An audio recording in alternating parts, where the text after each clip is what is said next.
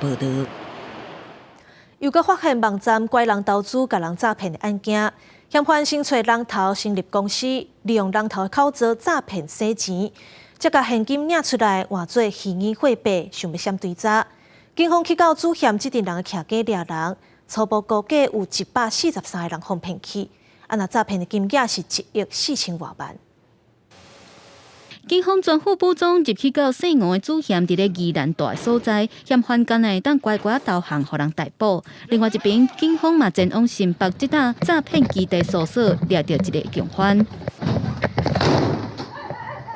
来，手举高。警方伫咧去年9月，先查到姓范的主嫌和姓洪的共犯招募人头来成立公司，透过假投资诈骗来拐着受害者的钱，再个洗钱一元一元转出去，互人追查袂到。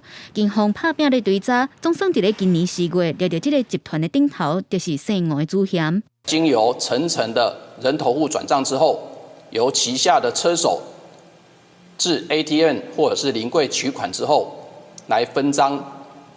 事后，该集团会在手机里面制造假的、虚伪的借贷对话内容。警方表示，嫌犯乃标工制作假借钱对话记录，也可以派人去领现金，也是转换用虚拟货币交易来制作金流的断点，互警方愈歹调查。经过扩大追查，发现幕后的吴姓主嫌涉嫌水房集团。经过搜证之后，又于112年4月13号展开第2波的一个收网行动。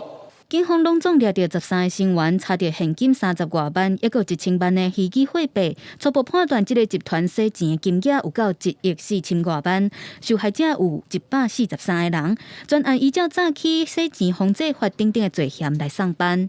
记者综合报道。